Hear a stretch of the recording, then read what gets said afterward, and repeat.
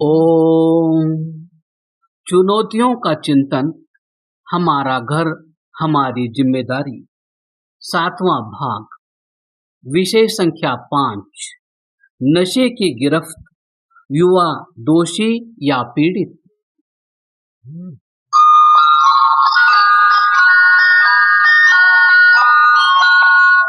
मैं जिंदगी का साथ निभाता चला गया,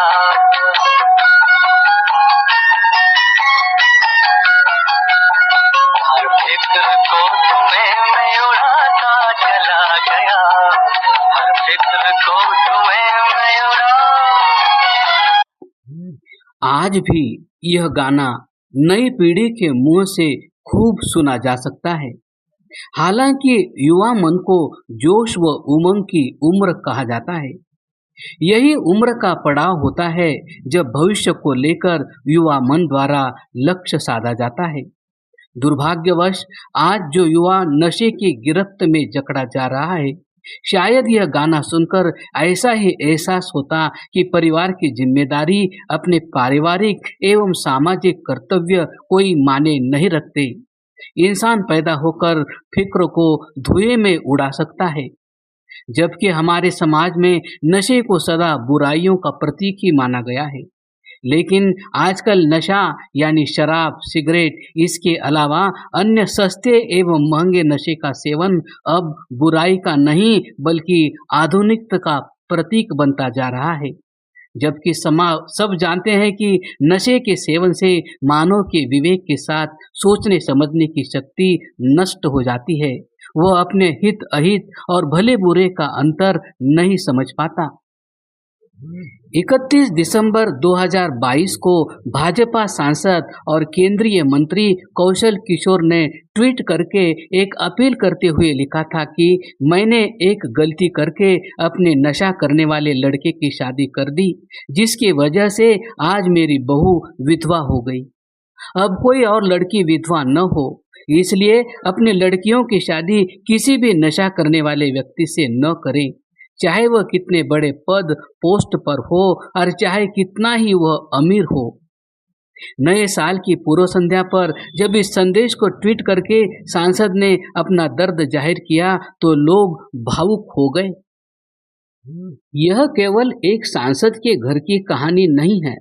यदि नशे की पीड़ा से जूझते समाज के बीच जाकर हर एक दरवाजा खोला जाए तो न जाने ऐसी कितनी कहानी, कितने किस्से निकल पड़ेंगे। आज समाज को 3 चीजें आगे लेकर बढ़ रही है: साहित्य, धर्म और सिनेमा इंडस्ट्री। देखा जाए तो तीनों ही अपना गैर जिम्मेदाराना व्यवहार अपना रहे हैं।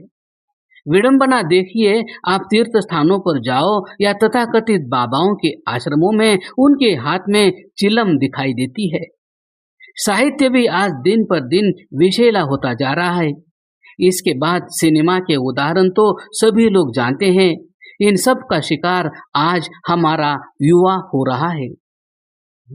नशा पहले से है, पर आंकड़े बताते हैं कि गत सालों में नशे के सेवन में काफी वृद्धि हुई है। अमीर से लेकर गरीब तक और बच्चे से लेकर युवाओं तक इस लत के शिकार हो रहे हैं। शराब के अतिरिक्त गांजा, अफीम और दूसरी नशीली चीजें भी काफी प्रचलन में हैं। शराब कानूनी रूप से प्रचलित है तो गांजा, अफीम आदि प्रतिबंधित होने के बावजूद चलन में है। देश में करीब 21.4% लोग शराब के नशे के शिकार हैं। 3% लोग भांग, गांजे का सेवन करते हैं। 0.7% लोग अफीम और 3.6% लोग प्रतिबंधित ड्रग लेते हैं। 0.1% लोग इंजेक्शन के जरिए जानलेवा ड्रग के शिकार हैं। एक सर्वे के अनुसार भारत में गरीबी के रेखा के नीचे जीवन यापन करने वाले लगभग 37% लोग नशे का सेवन करते हैं। उनके मुखिया मजदूरी के रूप में जो कमा कर लाते हैं उसे वे शराब पीने में फूंक डालते हैं। इन लोगों को अपने परिवार की चिंता नहीं है कि उनके बच्चे भूख से तड़प रहे हैं। ऐसे युवाओं की संख्या भी लगातार बढ़ती जा रही है जिनका कहना है कि वे गम को भुलाने के लिए नशे का सेवन करते हैं। जबकि उनका परिवार आर्थिक संकट से जूझ रहा है। किसी भी देश का भविष्य, उसकी ऊर्जा युवाओं के हाथों में होती है। अगर युवा ही लड़खड़ा गया तो उस देश का भविष्य कैसे आगे बढ़ सकता है। पिछले दिनों अनेकों ऐसी खबरें सुनी पड़ी जिनमें स्कूल कॉलेजों के बाहर सस्ते नशे बिकते देखे। स्कूल ड्रेस में बच्चे उन दुकानों पर सिगरेट पीते दिखते हैं, मगर कोई कुछ नहीं कहता। अगर ऐसा ही चलता रहा तो आने वाले कुछ वर्षों में युवाओं की बड़ी फौज को नशा जकड़ चुका होगा। अवैध कारोबार को फैलाने के लिए माफिया स्कूल के आसपास नशे का सामान बिकवा रही है। स्कूल में पढ़ने वाले भोले भाले युवकों को फंसाकर नशे की आदत डाल रहे हैं। एक बार जो युवा नशे की जकड़ में गया, फिर उसका बाहर निकलना असंभव सा हो जाता है। आज से 50 साल पहले किसने कल्पना की होगी कि हमारे देश के हर 10 से 20 किलोमीटर के एरिया में नशा मुक्ति केंद्र होंगे, किंतु आज बन चुके हैं। कितने घरों की कुंडी खड़काओ, कितने घरों की डोरबेल बजाओ, बहुत कम घर ऐसे मिलेंगे जिन घरों में सस्ते या महंगे नशों का इस्तेमाल न किया जा रहा हो। जहां आज से 30 साल पहले नशा करने वालों को समाज खुले तौर पर स्वीकार तक नहीं करता था, किंतु आज देखें तो नशा करने वालों का समाज ही बड़ा आकार लेता दिखाई दे रहा है। मेट्रो शहरों में हुक्का बार से लेकर बियर बार धड़ल्ले से चल रही हैं, जिनमें बड़ी संख्या में युवक युवतियां ही नजर आने लगे हैं। इसके देखा देखी आज समाज में युवा और किशोर ही नहीं बल्कि कम उम्र की लड़कियों में भी बियर और सिगरेट पीने का चलन खूब बढ़ रहा है। पिछले कुछ दिनों में हमें बहुत से ऐसे परिवार मिले जो यह कहते दिखे हैं कि हमने तो अपने बच्चों को इन सब चीज़ों से बचाने के लिए घर में टेलीविज़न नहीं लिया, बच्चों को कंप्यूटर दिला दिया। बच्चे कहाँ तक बचेंगे? टीवी पर तो फिर भी सरकारी गाइडलाइन थी, इंटरनेट पर तो वो भी नहीं। दूसरा, फिल्मों की भूमिका को हिंसा, अपराध, नशाखोरी जैसी बुराइयों को प्रोत्साहित करने में उसके योगदान को कैसे खारिज किया जा सकता है। सभी जानते हैं कि सिगरेट पीना स्वास्थ्य के लिए हानिकारक है, बावजूद इसके हिंदी सिनेमा के पर्दे पर धुएं का छल्ला खूब उड़ता है। किसी को शौक, किसी को तनाव, तो कोई गम और कोई खुशी में पीता है। पिछले कुछ सालों में मनोचिकित्सक भी इस बात को मानते आए हैं कि नशे के दृश्यों का असर युवाओं और किशोरों पर होता है, यानी धूम्रपान करने वाले चरित्रों को अक्सर महान व्यक्तित्व या विशेष रूप से सबसे प्रमुख व्यक्ति के तौर पर दिखाया जाता है। परिणाम भयावह है। देश के कई राज्य हैं ऐसे जो नशे की भरपूर गिरफ्त में हैं। एक रिपोर्ट के अनुसार दक्षिण एशिया में भारत मादक पदार्थों का सबसे बड़ा बाजार बनता जा रहा है। 2009 से 11 में 1.4 अरब डॉलर के ड्रग का कारोबार भारत में हुआ। इन आंकड़ों से पता चलता है कि भारत में नशे के कारोबार में किस हद तक सक्रिय है और नशे के चलते न जाने कितनी घटनाएं मनुष्यता को शर्मसार कर चुकी है। आज की भागदौड़ भरी जिंदगी में जो माता पिता अपने युवा हो रहे बच्चों पर ध्यान नहीं दे रहे, उसके घातक परिणाम उनके सामने आ भी रहे हैं। किंतु आज हमें केवल परिणाम देखकर या उदाहरण देकर बच निकलना नहीं है, बल्कि समाज में एक बड़ा आंदोलन खड़ा करने की जरूरत है। आज वे समय नहीं है कि परिवार में कई सदस्य है, चलो एक नशे का आदी हो गया, सब्र कर लिया। नहीं, आज किसी के यहाँ एक बेटा है तो किसी के यहाँ एक बेटी, एक तो परिवार सीमित, ऊपर से वो भी नशा पीड़ित, तो सोचिए आगे क्या होगा। एक युवा सिर्फ एक परिवार का सहारा ही नहीं होता है, वह समाज एवं राष्ट्र का भी रक्षक होता है।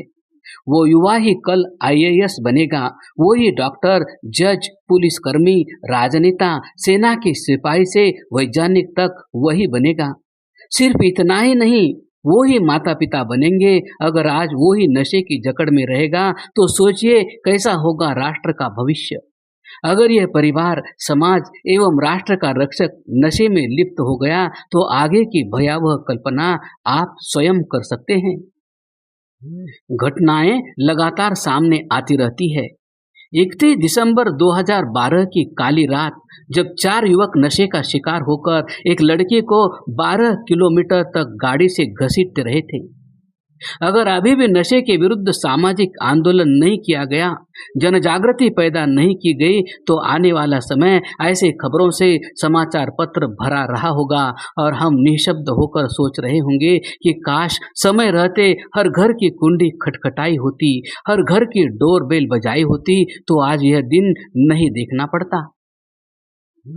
महर्षि दयानंद जी गो करुणानिधि पुस्तक में लिखते हैं, मनुष्य मद्य पीने नशे के कारण मंद बुद्धि होकर अकर्तव्य कर लेता है और कर्तव्य को छोड़ देता है, न्याय का अन्याय आदि विपरीत कर्म करता है और मद्य उत्पत्ति विकृत पदार्थों से होती है और वह मांसाहारी अवश्य हो जाता है।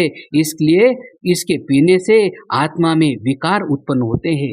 वह विद्या आदि गुणों से रहित होकर उन दोषों में फंसकर अपने धर्म अर्थ काम मोक्ष को छोड़ पशुवत आहार निद्रा भय मैथुन आदि करने में लीन होकर अपने मनुष्य जन्म को व्यर्थ कर देता है। इसलिए नशा अर्थात मद्य कारक द्रव्यों को सेवन कभी नहीं करना चाहिए।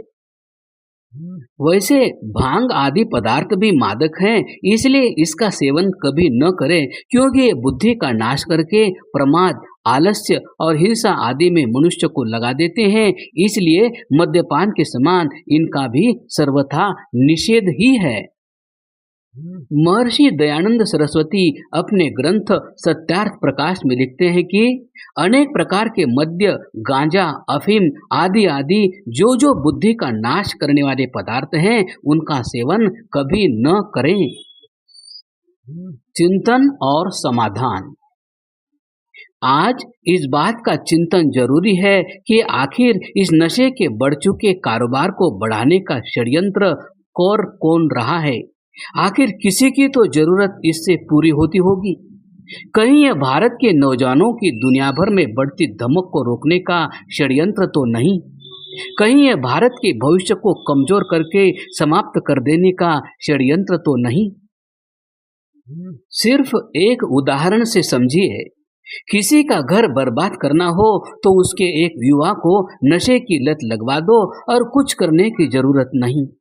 बाद में वो खुद अपनी ही जमीन जायदाद पैसे से अपना शरीर अपना घर अपना परिवार बर्बाद करने के लिए पर्याप्त है। सोचिए, अगर नशे से परिवार तबाह हो सकते हैं तो राष्ट्र क्यों नहीं। हमें यह वास्तविक षड्यंत्र समझना होगा। अब देश के दुश्मनों से एक लड़ाई सीमा पर ही नहीं, घर परिवार के अंदर भी लड़ी जा रही है। नशे के लिए हम अक्सर सिर्फ युवाओं को ही दोष देते हैं।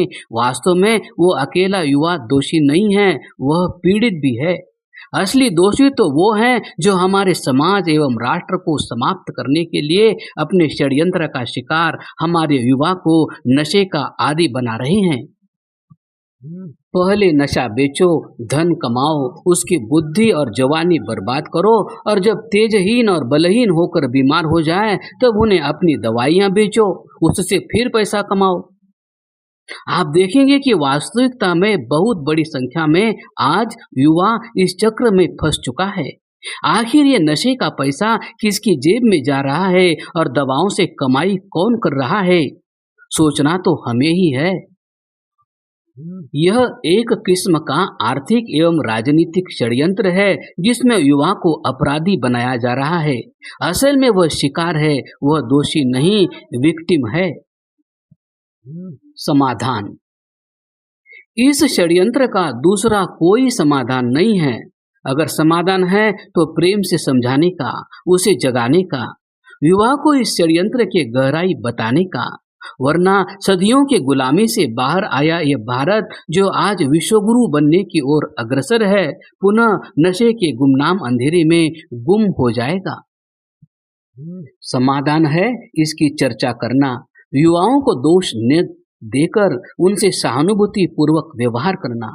जिनको मालूम ही नहीं कि वो किस षड्यंत्र की गिरफ्त में आ चुका है, अपने निकट लाकर आहिस्ता आहिस्ता इनसे दूर करने की कोशिश करना, तो हमारा उद्देश्य अवश्य सफल हो सकेगा। बच्चों की हर एक गतिविधि मेलजोल पर नजर रखें क्योंकि इसकी शुरुआत ही खतरनाक है। नशे के व्यापार की कोई भी जानकारी मिले, लोकल पुलिस को अवश्य बताएं। बच्चों से नशे के विरुद्ध भाषण, कविताएं और सार्वजनिक जगहों पर प्रतिज्ञा करवाएं। हम बचेंगे तो ये देश को बचाने की भूमिका में रहेंगे। अधिक समझने के लिए या समझाने के लिए इसी पृष्ठ 41 पर दिए गए लिंक पर जाएं और पढ़ें। नशे से बर्बाद हुए उन परिवारों की सच्ची घटनाओं पर आधारित घटनाएं और उनके किस्से हैं जो आज के युवा को समझाने के लिए सबसे अच्छा समाधान है। QR कोड लिंक पर जाकर भी आप सच्चे किस्से कहानियों से सब कुछ आसानी से समझकर या दूसरों को समझाकर भी योगदान दे सकते हैं। सीमा पर तो सैनिक हमारे देश की रक्षा करने में सक्षम हैं। आओ सामाजिक सैनिक बनकर समाज की रक्षा करें।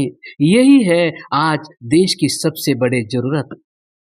नोट: आप अपने मोबाइल से इस कोड को स्कैन करेंगे तो वे सभी कहानियां आपके मोबाइल में सेव हो जाएंगी। आप कहीं भी कभी भी उन्हें अवश्य पढ़ें और दूसरों को फॉरवर्ड कर अवश्य पढ़ाएं।